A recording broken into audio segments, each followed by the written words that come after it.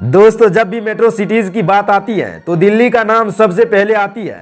मिलने वालों को यहाँ सब कुछ मिल जाता है और ना मिलने वालों को कुछ भी नहीं। यूं तो दिल्ली भारत का इम्पोर्टेंट राजनीतिक केंद्र है, जहाँ देश के बड़े बड़े राजनेता रहते हैं। लेकिन क्या आप यकीन कर सकते हैं, इसी शहर में कुछ ऐसे भी नज़ारे देखने को मिल सकती है जो आपके होश उड़ाने के लिए काफ़ी है।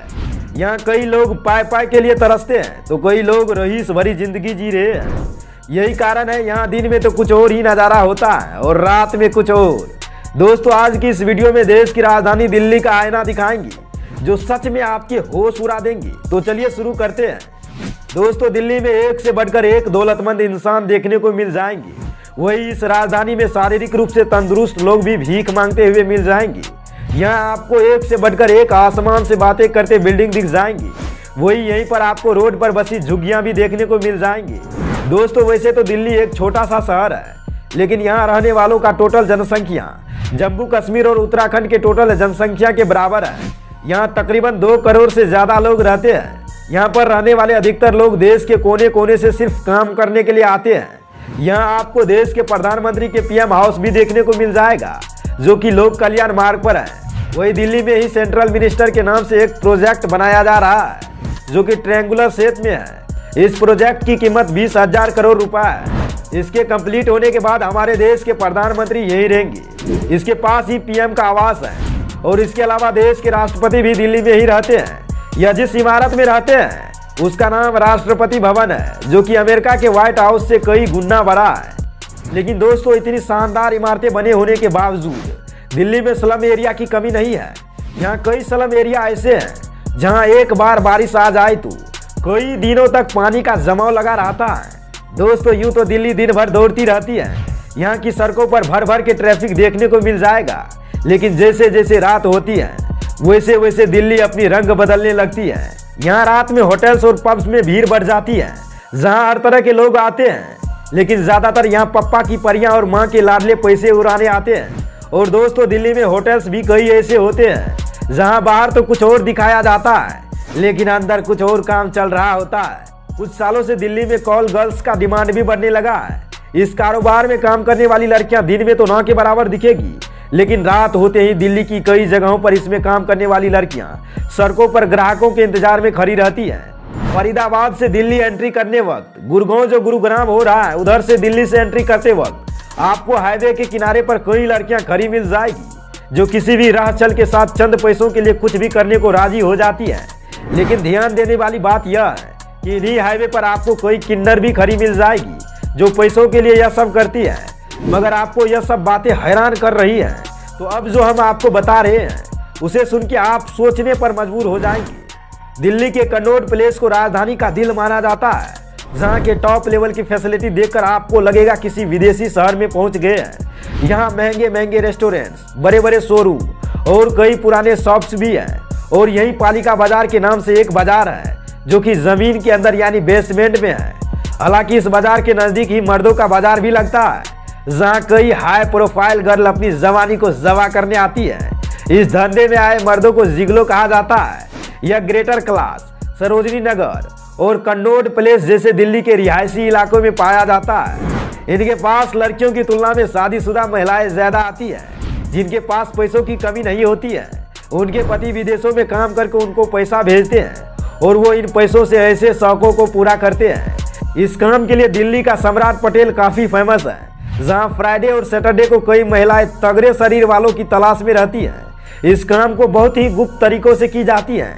आपकी आंखों के सामने यह काम कब हो जाएगा आपको पता ही नहीं चलेगा। दिल्ली के कई जवान मर्द इस काम को करने जाता है, लेकिन उसके हाथ कुछ भी नहीं लगता।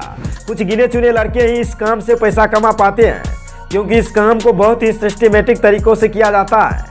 दोस्तों, अब इस काम की बात हो ही रही है तो दिल्ली के जीवी रोड का नाम कैसे पीछे रह सकता है। यहाँ के कोठो बाबा आदम के जमाने के हैं। माना जाता है दिल्ली में मुगलों समेत जितने भी राजाओं ने शासन किया वह सभी अपने दासियों को भी यहीं रखा करते थे। पुराने दौर के सभी राजाओं की अय्याशी का अड्डा यहीं हुआ करता था। जब भी इन राजाओं को इनकी काम वासना सताती थी तो अपने हरम में आकर अपनी हवस की भूख मिटाते थे। माना जाता है जब उसकी दासियां बच्चे दे देकर उनकी जवानी खत्म हो जाती थी तो वह अपनी हवस की प्यास बुझाने के लिए जवान लड़कियों को इस हरम में ले आते थे और फिर उनके साथ संबंध स्थापित करते थे। यह दास्ताना ऐसे ही चलता रहता था। मुगल के जाने माने बादशाह अकबर के 8000 से ज्यादा दासियां थी, जिनके साथ वह अलग अलग टाइम देकर संबंध स्थापित करते थे। तब से यह दासी प्रथा पूरे भारत में जोर पकड़ ली है। फिर चाहे वह मुंबई का कमाथीपुरा हो, कोलकाता का सोनागाछी हो या फिर दिल्ली का जीबी रोड हो, बस आज के दौर में इसको बस अपडेट कर दिया गया है। आजकल राजा ही नहीं बल्कि रंग भी पैसे मुंह पर मारकर जिस्म में लगी आग को कुछ देर के लिए शांत कर सकता है।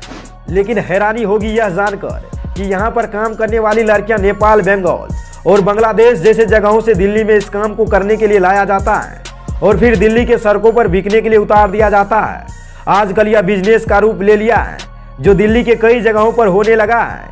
लेकिन इसकी आड़ में लोगों को न सिर्फ लूटा जाता है बल्कि कई बार वह सब कुछ हो जाता है जो नहीं होना चाहिए। जीबी रोड के आसपास के एरिया में कई एजेंट यानी दलाल घूमते रहते हैं जो बाहरी व्यक्ति के खोज में रहते हैं और जैसे ही उनसे कोई बाहरी व्यक्ति उससे टकराता है तो उसे वह कोठों पर ले जाकर लुटवा देते हैं। इन जगहों पर लोगों को धोखाधड़ी करना आम बात है। जीबी रोड के पास ही नई दिल्ली रेलवे स्टेशन है जहां से भारत के अलग अलग क्षेत्रों से लोग आते जाते रहते हैं।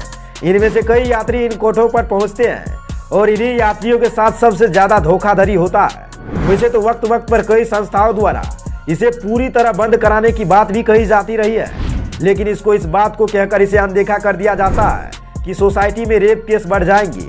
लेकिन दोस्तों ऐसा बिल्कुल भी नहीं है। वेश्यावृत्ति को सोसाइटी के सामने जितना खुलकर बेचा जाएगा यह लोगों के बीच उतना ही विस्तार होता जाएगा। इसलिए आपको यह नहीं लगता इसको बैन कर देना चाहिए?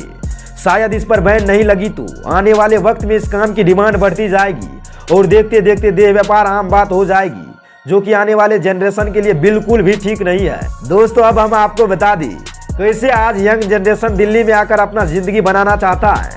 दोस्तों कई लोग इस बात को मानने में कतराते हैं, लेकिन सच्चाई किसी से छिपी नहीं। एक जमाना था जब दिल्ली समेत फरीदाबाद, गाजियाबाद, गुरुग्राम और नोएडा जैसे जगहों पर इतनी सस्ती जमीनें मिला करती थी जिसका आज के वक्त में यकीन करना मुश्किल लगता है।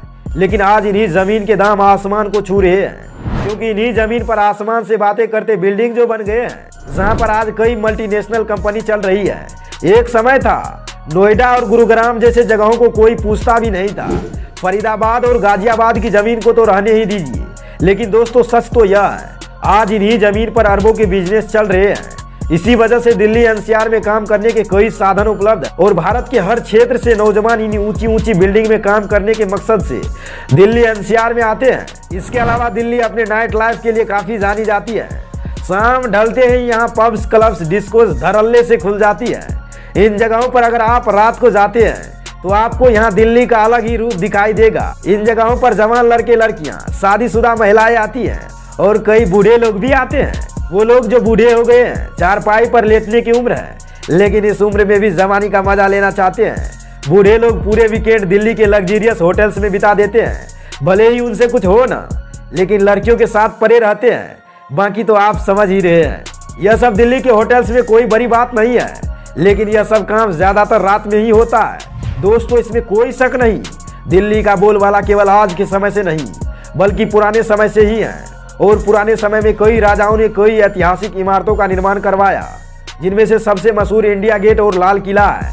इंडिया गेट को सन 1980 में फर्स्ट वर्ल्ड वॉर में शहीद हुए 80,000 भारतीय सैनिक के याद में ब्रिटिश आर्किटेक्चर एमिल लुटियंस के द्वारा बनाया गया था। जब यह बना तो इसका नाम ऑल इंडिया वॉर मेमोरियल रखा गया, लेकिन बाद में इसे इंडिया गेट कहा जाने लगा।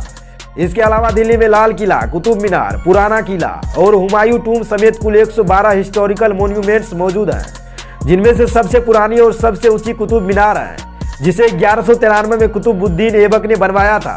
दोस्तों भले ही दिल्ली क्षेत्रफल में छोटी हो, लेकिन यहाँ काम ऐसे होते हैं कि किसी को भी सोचने को मजबूर कर देता है। तो दोस्तों यार आज दिल्ली के कुछ इंपॉर्टेंट तथ्य।